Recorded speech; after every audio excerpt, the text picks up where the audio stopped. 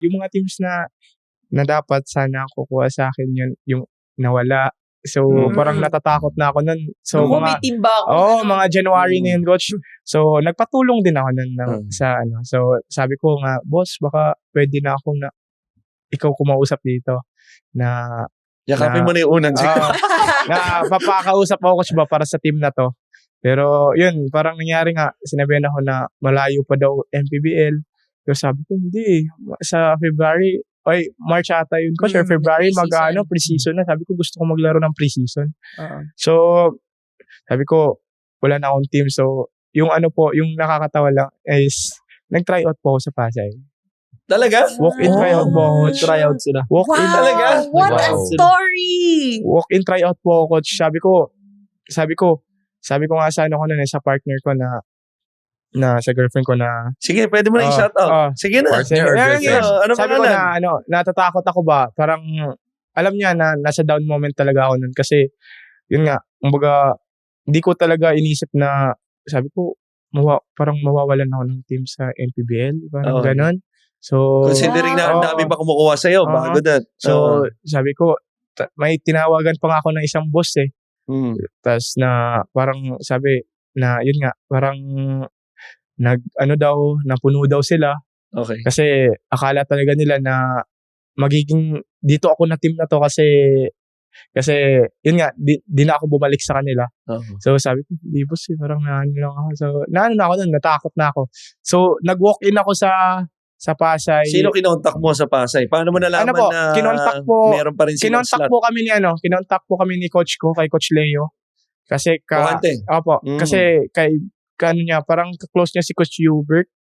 Tsaka si Coach M, Coach Marlon sa Pasay. So, di ako makalimutan, January 30. Wow.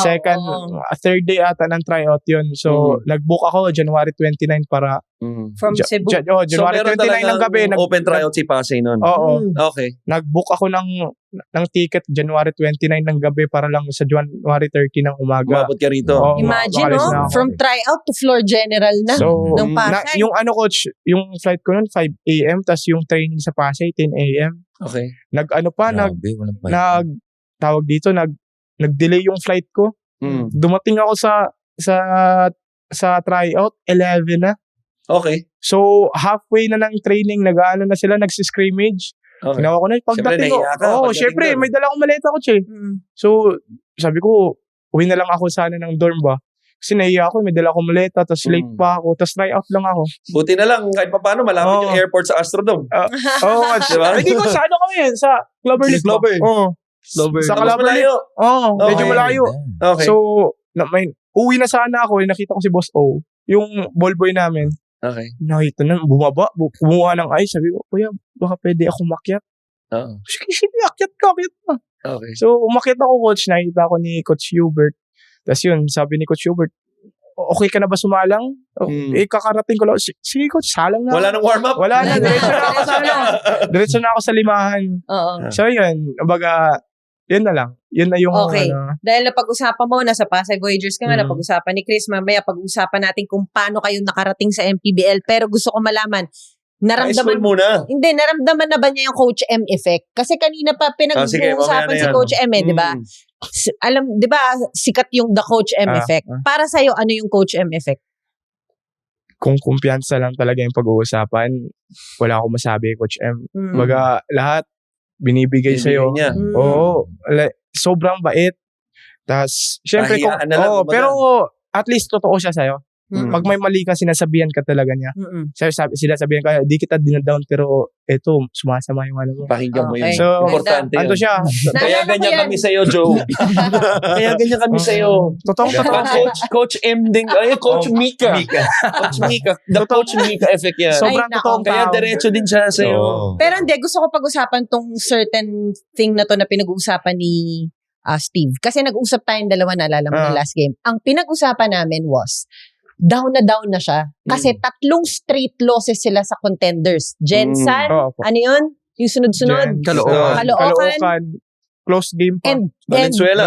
Hindi, yung QC panalo sila. Pero ang sabi niya sa akin, ate, 3 veteranong point guard yung nakaharap ko. Hesed Gabo, Chris Bitoon and Ryan Costello. Parang pakiramdam daw ni Steve noon, down na down siya kasi ang hindi maganda yung laro niya ng 3 games. Anong sabi sa'yo ni Coach M? Pero yung QC, nanalo sila nun. Nanalo. Pero ang point niya was, he wanted more from his performance. Right. So kwento mo yun, yung lumapit ka na kay Coach M bago ko tanong si Chris. Lumapit ako kay Coach M, sabi ko, Coach, parang sama ng laro ko. Sabi ko, hindi pa sama yung laro mo. Nakipag-compete ka. Hindi ka naman, syempre ako bilang, alam mo naman Coach, di naman ako scorer. Baga, magaling lang talaga ako mag-facilitate sa mga kakampi. Kaya nga Steve Nash ang pangalan mo eh. Doon lang naman ako, sabi ko, wag mo talagang, in terms of scoring, wag mo tignan yan. Pero yung pag-facilitate, pag-lead sa mga kampi ko, nandun naman ako. So, yun lang. So, sabi lang ni Coach M, wag mo isipin yan. Wag ka mag-doubt sa sarili mo ba? So, yun lang po sabi niya. And, sabi niya, marami pang games, bata ka pa. So, yun lang. Kumbaga, yun yung nabigay sa'yo ni Coach M nung moment na yun. Napag-usapan mo, Steve Nash, anong pangalan ng kapatid mo? Dwayne Wade. Okay, Christian, napag-usapan ni Steve yung Coach M effect para sa kanya. Ikaw, dahil nga ikaw ang veterano dyan, syempre kayo ni Coach M yung nag-work together talaga. Ano naman ang Coach M effect para sa'yo? Para sa akin, Coach M, di ka bibitawan nun hanggang dulo. Patulad nung ako, sa story ko na lang sa akin. Simula nung parang, ayun nga, yung napag-usapan natin na wala yung mother ko. Tapos yung parang na-down talaga ako. Na parang, tapos naging habit ko yung pag-absent. Daming teams talagang umabsent na ako kasi ayoko na nga mag-basketball eh. By the way, sino yung tatlong yon, yung taon na yon? Yun yung mother ko, tapos yung lolo ko din, yung baby ko. Lahat sabay-sabay na wala. Yung year na yun. So that explains why. I remember that stretch eh. Kasi may time na medyo roller coaster yung performance, no? I think this was season 6 and 7 last year, di ba? So, naalala ko, may mga time na hahanapin ka namin, no, sa panel. Kasi may maganda kang lalaruin. Tapos biglang wala ka next game, or kung nandiyan ka next game, di ba? There was something. Kaya at least maganda na explain mo yan, no, on your end. Kasi mabigat nga naman yan, 3 tao. Kaya sabi ko, ayoko na mag-basketball talaga that time. Parang nandun na lang ako, yung nakuha kong, bonus dun, nag-champion kami. Parang nagpagawa ko ng manukan ko eh. So, tabi ko nga matulog, mga manok ko eh. Talagang wala akong taong kinakausap. I mean, talagang wala. Yung kung sino lang yung mga kaibigan ko dun sa loob ng manukan. Talagang 2-3 tao lang kami dun. Hindi ako lumalabas. Saan ka nag-champion nun? Letran. Sa Letran, okay. Siya.